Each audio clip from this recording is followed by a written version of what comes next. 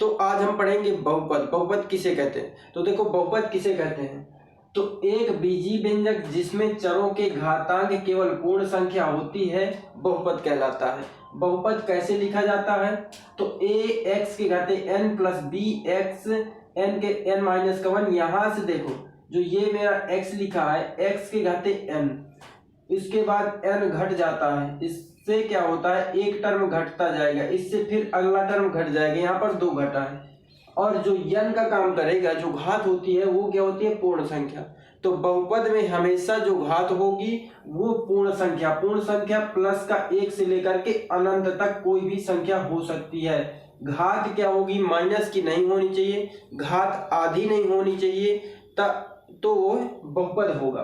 तो बहुपद कब होगा? जब उसमें पूर्ण घात होनी चाहिए, एक से लेकर के अनंत तक, आधी अधूरी घात नहीं होनी चाहिए।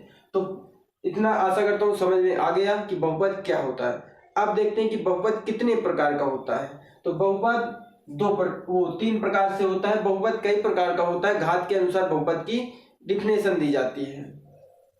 तो यहाँ पर जब बहुपद की घात मान लेते हैं, यहाँ एक्स एन बराबर एक ले लेते हैं। जब ये फार्मूला होता है बहुपद का, तो ए ले लिया मैंने, और एक्स एन बराबर जब मैं एक रख दूंगा तो एन की जगह एक रखेंगे, प्लस बी एक्स एन की जगह एक माइनस का एक, प्लस यहाँ पर सी, इसमें कुछ करेंगे तो माइनस की घात आ जाएगी, तो कोई वैल्यू नहीं उसकी होगी। तो यही जहां तक क्या होगा, अचर पद मिल जाए तो उसके बाद एक्स की टर्म मिल जाएंगी ही नहीं। यहाँ पर ए एक्स के घाते एक है तो ये हो गया, प्लस बी एक्स के घाते हो जाएगा जीरो, तो ये वैल्यू क्या हो जाएगी? ए एक्स प्लस का बी। यहाँ पर देखो एक्स के घाते कोई भी वैल्यू हो, किसी की भी घात जीरो हो, उसका मान होता है एक। तो यहाँ पर आगे ए एक्स प्लस का बी।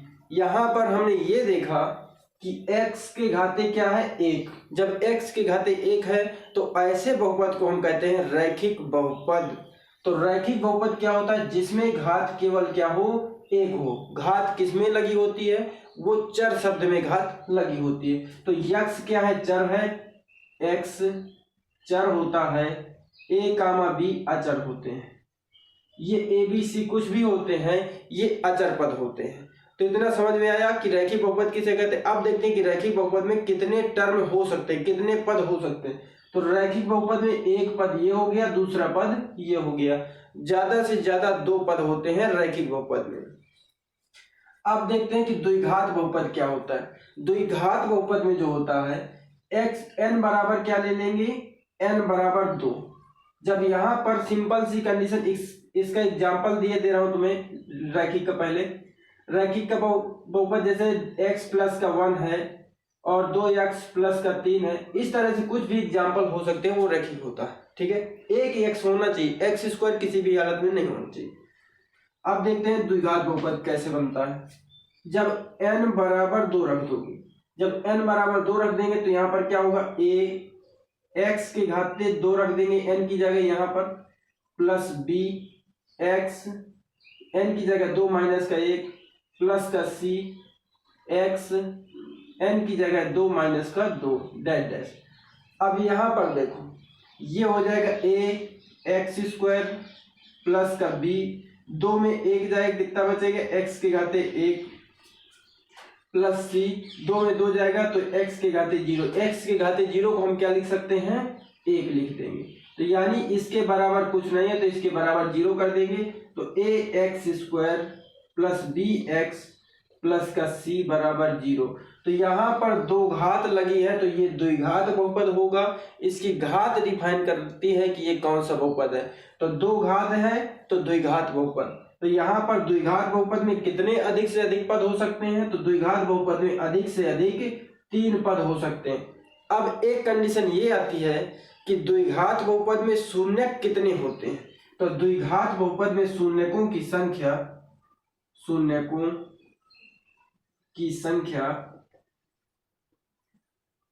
द्विघात, इसकी घात बताएगी कितने संख्या होंगे शून्यक। तो दो घात है तो दो शून्यक।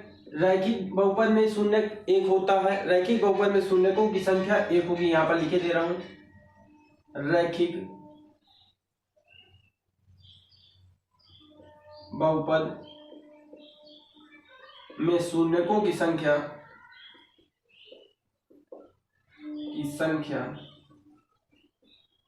एक होती है। अब बात करते हैं त्रिघात बहुपद। तो क्लास 10th में द्विघात बहुपद तक पढ़ना है, ठीक है। अब देखते हैं त्रिघात बहुपद। कभी कभी त्रिघात पूछता है तो इसके स्किप नहीं करना, त्रिघात भी पढ़ लेना। तो देखो त्रिघात बहुपद में क्या होता है, घात लगा देंगे, 3 लगा देंगे तो यहाँ पर आ जाएगा त्रिघात बहुपद। जब त्रिघात बहुपद हो जाएगा, त्रिघात बहुपद कैसे बन जाएगा, ax के घाते 3 plus bx square plus cx plus का d बराबर 0। मैंने यहाँ पर डायरेक्टली रख दिया, इस तरह एक्सप्लेन नहीं किया। तो यहाँ पर क्या होगा, ये त्रिघात बहुपद, इसमें घात क्या है, 3 तो है। अब घात 3 है तो टर्म कितने होंगे, टर्म का मतलब कितने पद होंगे। तो पद कितने होंगे, 1 2 3 4 प्लस का ये 1 ठो है, 2 ये 3 ये 4। तो त्रिघात बहुपद में 4 पद होते हैं। तो इतना समझ में आ गया। अब देखेंगे कि रैखिक बहुपद और द्विघात बहुपद, इनमें से ग्राफ कैसे बनता है। तो यहाँ पर जो रैखिक बहुपद होता है, रैखिक बहुपद का ग्राफ कैसे बनेगा, ये y एक्सिस माइनस का y, x अक्ष माइनस का y है, x अक्ष। अब देखो x अक्ष ये वाली लाइन हो गई, ये y अक्ष हो गई। यहाँ पर क्राइटेरिया क्या होती है, ये हमेशा जो रैखिक बहुपद होता है x के टर्म में होता है। तो हमेशा जो रैखिक इसकी सीधी रेखा बनती है तो इस टाइप का इसका क्या है, ग्राफ बन जाता है। तो रैखिक बहुपद में हमेशा इस टाइप का क्या होता है, ग्राफ बनता है। अब जो द्विघात बहुपद का ग्राफ होता है, तो द्विघात बहुपद में ये ऐसी लाइन ना हो करके यहाँ पर या तो इस तरह का बन जाएगा या तो नीचे की ओर ऐसे बन जाएगा। तो इसे कहा जाता है, ये वाला ना होगा या तो कुछ भी हो सकता है। तो देखो 2 चित्र बना रहा हूं, अगर नीचे की ओर होगा तो कोई बात नहीं, माइनस का होगा, अगर ऊपर की ओर होगा तो प्लस का होगा। लेकिन इसे जो ये चित्र बना है, इसे हम कहते हैं परवलय, परवलय। तो अगर आ जाए कि द्विघात बहुपद का शेप कैसा होता है, तो द्विघात बहुपद किसके आकार का होता है, परवलय के आकार का होता है। अब यहाँ पर बात करते हैं कि शून्य कितने होंगे। तो द्विघात बहुपद में शून्य कहाँ निकाला जाता है, कैसे देखा जाता है, ये जो होता है यहाँ पर माइनस x अक्ष में देखोगे कि कितनी बार इसको कट किया गया है इस वाली लाइन के द्वारा। तो x अक्ष को 1 और 2 बार कट किया गया है, तो इसके द्विघात बहुपद होंगे। तो इतना समझ में आया। तो मैं यहाँ पर कुछ क्वेश्चन उतार रखा हूँ। तो यहाँ पर देखो, ये क्वेश्चन में से शून्य ज्ञात करेंगे। जब ये क्वेश्चन में शून्य निकालना होता है तो हमेशा x अक्ष लाइन में कट देखते हैं कितने कट हैं। तो चलिए एक्सप्लेन करते हैं। तो पहला क्वेश्चन इस टाइप से है। तो पहला क्वेश्चन यहाँ पर देखना है तुम्हें कि x वाली लाइन ये होती है, y वाली लाइन ये है। तो x अक्ष में कहीं भी नहीं कट कर रहा है। इसमें नीचे लिखा है कि सभी ग्राफ के px का मतलब जो x वाली लाइन पर हो, और यहाँ पर शायद लिखा होता है कि py के शून्य ज्ञात कीजिए। तो पी वाई के शून्य ज्ञात करने की बात कहता, तो ये हमें नीचे वाली लाइन पर चाहिए होता। तो यहाँ पर सिर्फ हमें पी एक्स के शून्य ज्ञात करना। तो देखना इसमें एक्स अक्ष पर कहीं कट नहीं कर रहा है, तो पहले का आंसर हो जाएगा कि इसमें शून्य क्या होंगे, 0 होंगे। दूसरी लाइन पर देखेंगे कि एक्स अक्ष में कहीं कट कर रहा है, तो कितनी बार कट कर रहा है, 1 बार। जब 1 बार यहाँ कट कर रहा है तो यहाँ पर क्या हो जाएगा, इसके शून्य दूसरे नंबर का 1 हो जाएगा। अब इसके बाद तीसरे नंबर में देखो, 1 यहाँ पर कट कर रहा है एक्स वाली लाइन को, सीधी लाइन को, और एक बार ये एक बार ये एक्स वाली लाइन को कितनी बार कट कर रहा है, 3 बार। तो शून्य कितने होंगे, 3। यहीं पर लिखता चला जा रहा हूं। इसमें शून्य चलो तुम बताओ, 1 और 2, तो 2 बार कट कर रहा है, तो यहाँ पर 2 शून्य किसके हो जाएंगे। इसके बाद यहाँ पर देखो 1 2 3 4, तो ये 4 ठो है, तो यहाँ पर हो जाएगा शून्यकों की संख्या 4। अब यहाँ पर देखो सबसे कंफ्यूजन वाली बात, एक पॉइंट ये हो गया, एक पॉइंट यहाँ पर हो गया। देखो ये मुड़ा हुआ है ना इस तरह से, लेकिन यहाँ पर एक ही बार कट कर रहा है। इसके बाद यहाँ भी देखो एक ही बार कट कर रहा है, छू करके निकल गया, तो एक ही बार कट कर रहा है। तो इसका मतलब कितने, 1 2 3, शून्यकों की संख्या कितनी हो जाएगी, 3। तो चलो तुम्हें कमेंट में बताना है एक क्वेश्चन कि यहाँ पर इसमें शून्यकों की संख्या कितनी होगी, ये कमेंट में तुम्हें जरूर बताना है, अगर नहीं तो अब हम देखेंगे दूसरी एक्सरसाइज कैसे सॉल्व करेंगे।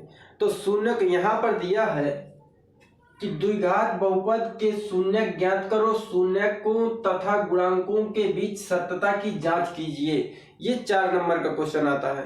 तो पहले यहाँ पर देखेंगे कि इसकी जांच कैसे करेंगे, पहले शून्यक कैसे निकालेंगे। शून्यक निकालना होता है तो पहले जो यहाँ पर दिया होता है द्विघात बहुपद, इसके बराबर तुम्हें 0 लगा लेना है अपने से। उसके बाद इसका क्या करोगे, फैक्टर करोगे, फैक्टर यानी गुणनखंड करोगे। तो जब गुणनखंड किया जाता है तो यहाँ देखा जाता है अगर कोई संख्या आगे होती तो आगे और पीछे वाली का गुणा कराया जाता है, कोई संख्या नहीं तो यहाँ पर 8 है तो 8 को ऐसे यहाँ पर फैक्टर में तोड़ना है कि गुणा करने पर 8 है, जोड़ने घटाने पर ये 2 है। तो यहाँ पर फैक्टर क्या है, 4 दूने 8। तो यहाँ पर देखो अगर माइनस लगा है तो एक्स स्क्वायर माइनस का 4x और प्लस का 2x माइनस का यहाँ पर क्या हो जाएगा 8। अगर इस तरह नहीं बनता है तो थोड़ी सी मैं यहाँ पर एक टर्म और जोड़ दे रहा हूं, एक्स स्क्वायर माइनस, पहले इसको बना लो, ये प्लस होगा, यहाँ पर माइनस का 4 प्लस का 2, ये हमने 2 को बनाया और इस 4 का 2 से गुणा करवाओगे तो माइनस का 8 आएगा। इसके बाद यहाँ पर x लगा दिया जाता है, माइनस का 8 बराबर 0। अब यहाँ पर देखो एक्स स्क्वायर इसका गुणा होगा तो ये x का गुणा करवाएंगे तो यहाँ पर कितना हो जाएगा, माइनस का 4x, इसमें करवाएंगे तो प्लस का 2x, माइनस का 8 बराबर 0। अब क्या करेंगे, 2 से कॉमन ले लेते हैं। यहाँ पर कॉमन हमें क्या मिलेगा, जो दोनों में दिखता है वही कॉमन होता है। दोनों में x दिख रहा है, x बचेगा यहाँ पर माइनस, इसमें क्या बचेगा 4।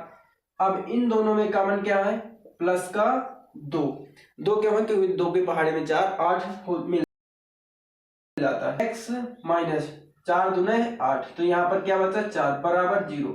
ये पूरे से कॉमन क्या है, x माइनस का 4 और बचा क्या x प्लस का 2 बराबर 0। यहाँ पर ये वाला जो टर्म है तो ये एक बार इसे 0 के बराबर में करोगे तो x बराबर ये 4 उधर जाएगा तो प्लस का हो जाएगा, इधर माइनस का था। अब इसे एक बार 0 के बराबर में करोगे, x प्लस का 2 बराबर 0, तो x बराबर काहे का हो जाएगा, माइनस का 2। जो पहला मान आया होगा उसे अल्फा कहेंगे, अल्फा बराबर 4। जो दूसरा मान होगा उसे कहेंगे बीटा बराबर माइनस का 2। अब इसके बाद सत्यता की जांच कैसे करेंगे। तो सत्यता की जांच जो होती है, सत्यता की जांच जब सत्यता की जांच करेंगे तो यहां पर लिखेंगे मूलों का योगफल, पहले सूत्र लिखेंगे मूलों का योगफल बराबर, फार्मूला होता है माइनस x का गुणांक बटे एक्स स्क्वायर का गुणांक। अब यहां पर ये मूलों का योगफल का फार्मूला होता है, मूलों का योगफल यानी अल्फा प्लस बीटा, ये 2 मूल निकले थे तो अल्फा प्लस बीटा योग मतलब जोड़, तो दोनों को जोड़ करके बराबर, ये फार्मूला होता है एक्स स्क्वायर का गुणांक जो यहाँ पर दिया था शुरू में। तो x इस यहाँ पर x के गुणे में क्या है 2, माइनस का 2 x के गुणे में है तो माइनस पहले से लगा है तो यहाँ माइनस का 2 रखोगे। इसके बाद एक्स स्क्वायर का गुणा देखो, यहाँ पर एक्स स्क्वायर में कुछ नहीं है तो इसके गुणे में 1 होता है, यहाँ पर रख दोगे 1। अब इसके बाद अल्फा का मान रखेंगे, बीटा का मान रखेंगे, फिर दोनों टर्म हमें बराबर मिलना चाहिए। अल्फा का मान कितना दिया है 4, बीटा का मान क्या दिया माइनस का 2, प्लस माइनस माइनस का हो जाता है तो माइनस का लगा दिया, बराबर माइनस गुणे माइनस ये हो जाएगा प्लस का 2, तो 4 में 2 जाएगा कितना बचेगा, ये बचेगा 2 बराबर 2। ये आया, ये सत्य है, मूलों का योगफल सत्य है। अब देखेंगे गुणनफल, दोनों टर्म तुम्हें दिखाना पड़ेगा। तो मूलों का गुणनफल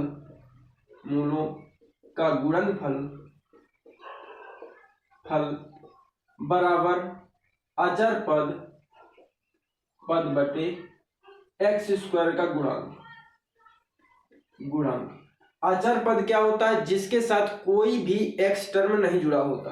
तो यहाँ पर देखो अचर पद में क्या दिया है, माइनस का 8 दिया है, मूलों का गुणनफल अल्फा इंटू बीटा बराबर अचर पद माइनस का 8, एक्स स्क्वायर के गुणे में क्या है कुछ नहीं तो 1 है। यहाँ पर देखो अल्फा का मान क्या दिया है 4, गुणा लगा है माइनस का 2 बराबर माइनस का 8, माइनस का 2 गुणे 4 कितना होगा माइनस का 8 बराबर माइनस का 8। तो ये इस तरह से क्या होता है सत्यता की जांच की जाती है। तो आशा करता हूं ये समझ में आ गया होगा।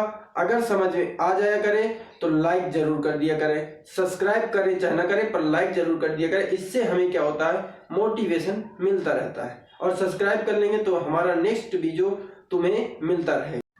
तो अगला क्वेश्चन है टी स्क्वायर माइनस का 15। इसके जो बीच में क्वेश्चन है उनको तुम करना, अगर नहीं आए तो मेरा मोबाइल नंबर ले लेना, उसमें क्या है कमेंट कर देना।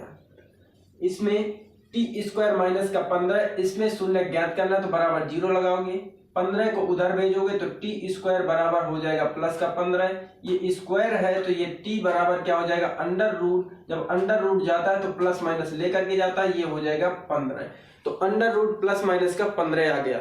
अब हमें इसमें अल्फा और बीटा की वैल्यू निकालेंगे तो अल्फा इक्वल क्या होगा प्लस का 15 अंडर रूट में, बीटा की जो वैल्यू होगी माइनस का अंडर रूट में 15 होगा। अब हमें सत्यता की जांच करना है। सत्यता की जांच कैसे करेंगे, मूलों का योगफल बराबर माइनस एक्स का गुणांक बटे एक्स स्क्वायर का गुणांक, यहाँ पर वैल्यू दोनों के रखेंगे। अल्फा की वैल्यू दिया है प्लस का under root 15 minus under root 15, और एक्स का गुणांक क्या दिया है, एक्स के गुणे में यहाँ पर कुछ भी नहीं है। देखो इधर मैंने फार्मूला एक्स और एक्स स्क्वायर के टर्म में होता है, यहाँ पर टी दिया है तो हम यहाँ पर क्या देखेंगे टी का गुणांक, यहाँ पर क्या देखेंगे टी स्क्वायर का गुणांक।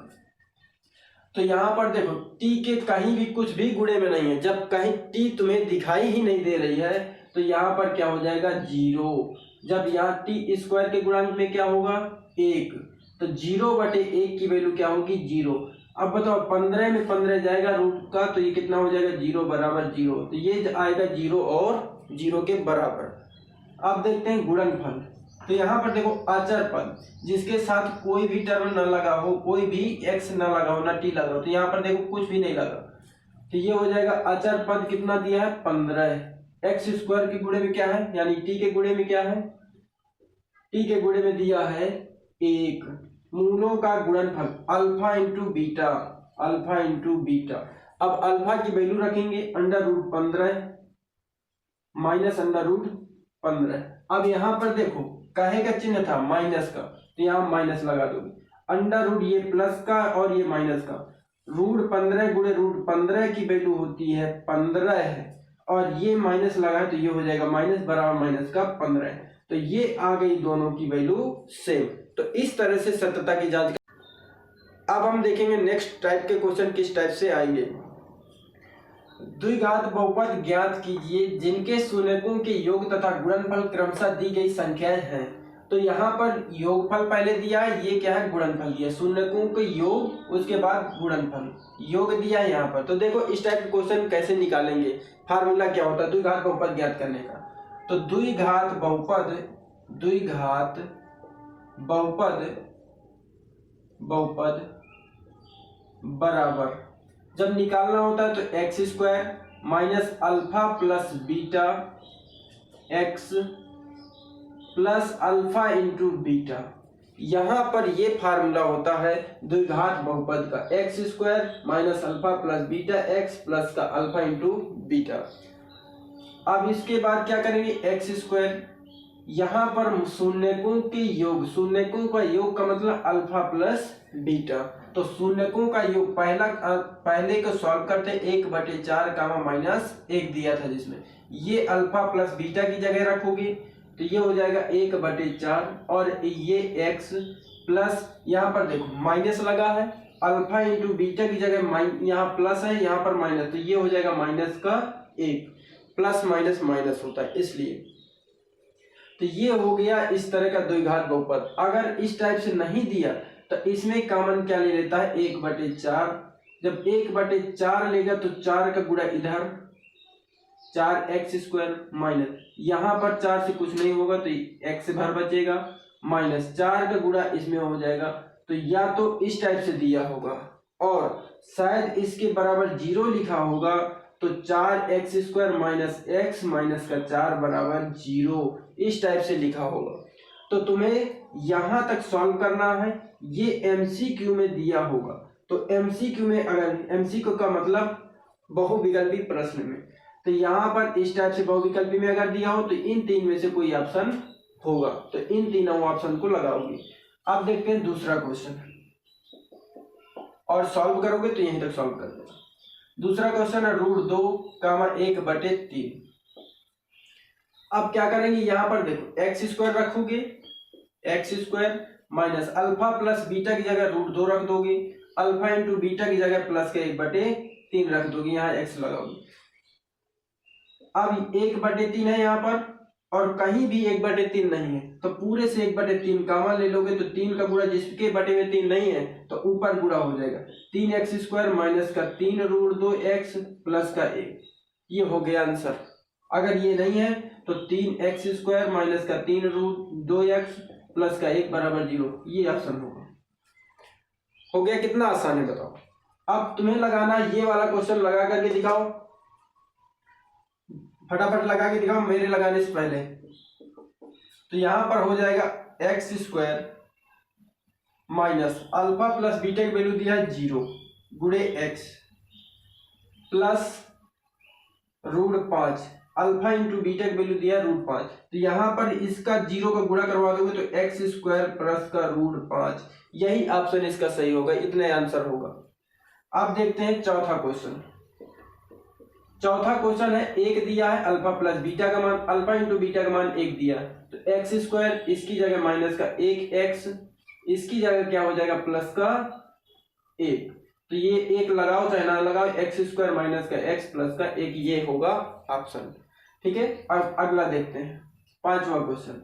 यहां पर दिया मूलों का योगफल और मूलों का गुणनफल, तो x² माइनस दिया है, देखो इधर फार्मूले में माइनस पहले से, इसकी जगह भी माइनस का 1/4 रखोगे तो क्या हो जाएगा minus minus plus 1/4 x plus का 1/4। यहाँ पर दोनों में बटे में 4 है, तो इसके ऊपर आएगा 4 प्लस का x प्लस का 1 और पूरे से 1/4 कॉमन हो जाएगा। अगर 0 में ले जाना है तो 4 प्लस का x प्लस का 1 बराबर 0।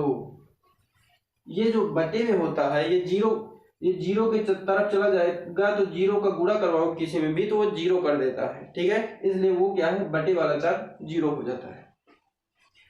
अब तुम्हें ये वाला क्वेश्चन सॉल्व करके बताना है कमेंट में कितना इसका आंसर आएगा। ठीक है, तो ये रहा तुम्हारा फाइनल सॉल्यूशन। अब देखेंगे नेक्स्ट सेशन के